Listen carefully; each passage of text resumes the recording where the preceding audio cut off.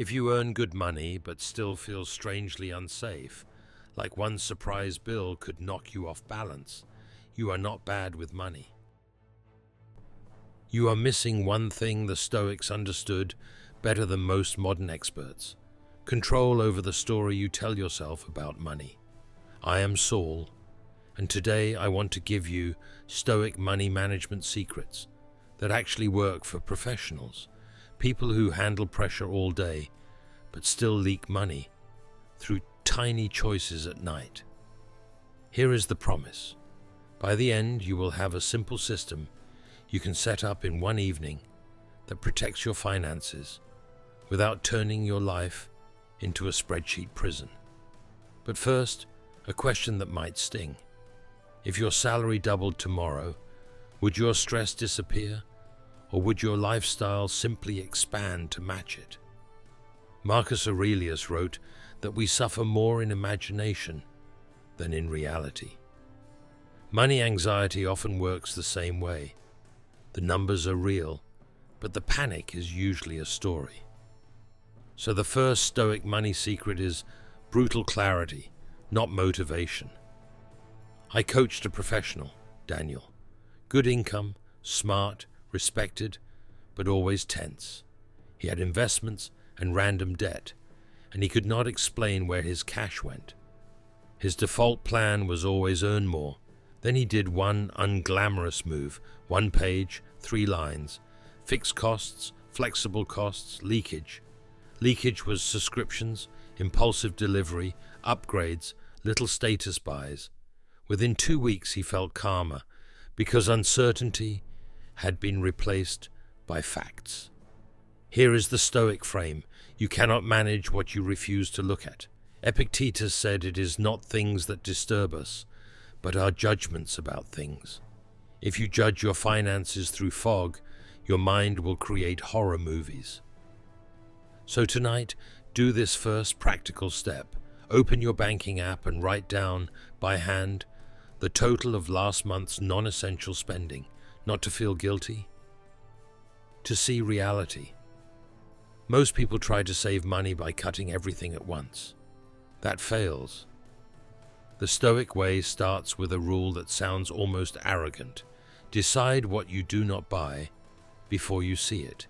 Seneca warned that wealth is not about having a lot, it is about needing little. He was describing freedom. Professionals lose freedom when money decisions become reactions. So secret number 2 is pre-commitment. Before you scroll, before you enter a shop, before you click buy, you already have a policy. Build 3 personal policies that fit your life. 1 for status spending, 1 for comfort spending, 1 for future freedom. Status spending is image purchases. Comfort spending is what makes your days pleasant. Future freedom is savings, investing, and skill building. Your goal is not to remove status and comfort. It is to cap them with dignity. Here is a policy I use. Any purchase that is not essential and costs more than the amount I would happily spend twice has a 48-hour pause. That pause is not about self-denial. It is about asking one Stoic question. Is this serving my values or my impulses? You would be shocked how many purchases die quietly in that space. The real enemy for high earners is lifestyle inflation. You get a raise, and suddenly you deserve more. Better car, better holidays, better everything. The problem is not wanting comfort. The problem is when your baseline rises faster than your freedom. Let me make this real. It is Friday night.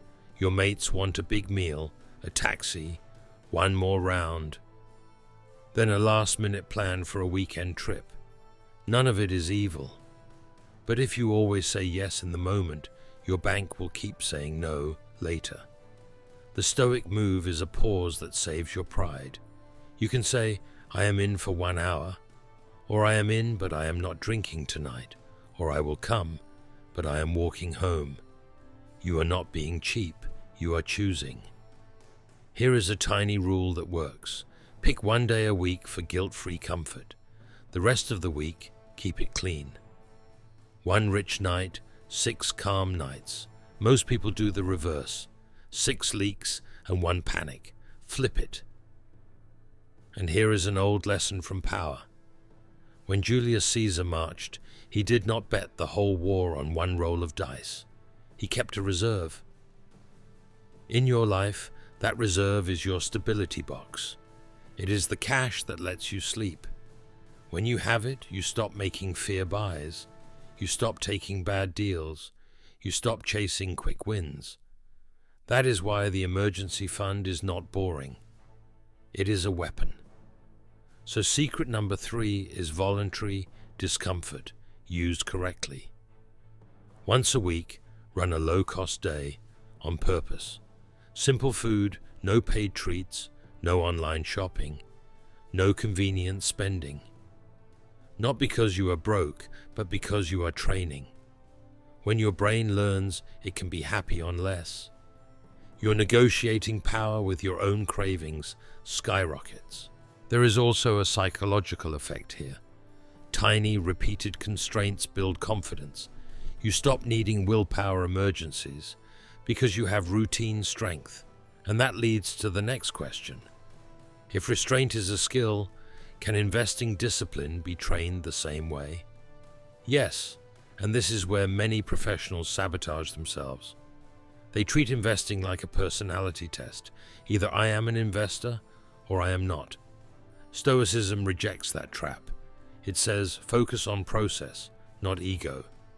Warren Buffett has a line that feels almost stoic. Temperament matters more than intelligence. So secret number 4 is automation with guardrails.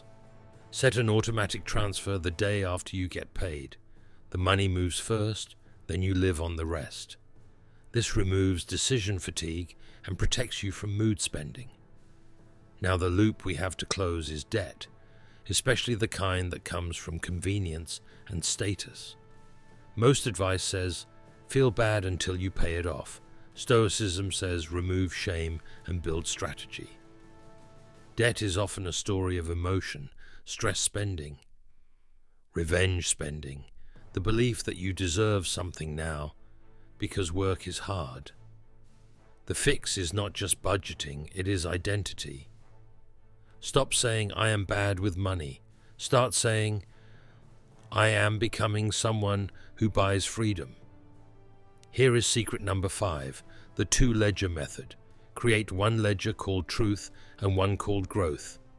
Truth is your debts, minimum payments, and interest rates. Growth is your plan, extra payments, automation, and the one habit that prevents new debt. The habit is simple, a cooling-off rule for every purchase you would normally put on a card. If you cannot buy it twice in cash, it waits. Now let's talk about risk, because professionals fear 2 things, losing money and looking foolish. Stoicism helps with both by teaching negative visualization. This is not doom thinking, it is rehearsal. Spend 3 minutes once a week imagining a mild financial shock, a broken laptop, a car repair, a job change. Then ask, what would I do first? What expense could I cut immediately without pain? This makes your emergency plan feel real and reduces panic when life throws a curveball. And now, the simple system I promised. It is called the 3-box system. 1 box is survival, 1 box is stability, 1 box is freedom. Survival is bills and essentials. Stability is emergency fund and insurance basics. Freedom is investing, debt demolition, and skill upgrades. Every pound you earn gets assigned to 1 box. If a purchase does not fit any box, it is probably a craving.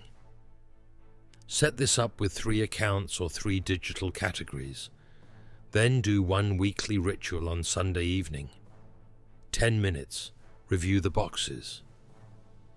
Ask, did I buy freedom this week, or did I buy comfort that pretended to be freedom?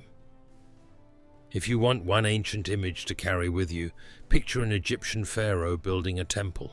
It was built from thousands of daily choices, stone by stone, each aligned to a plan.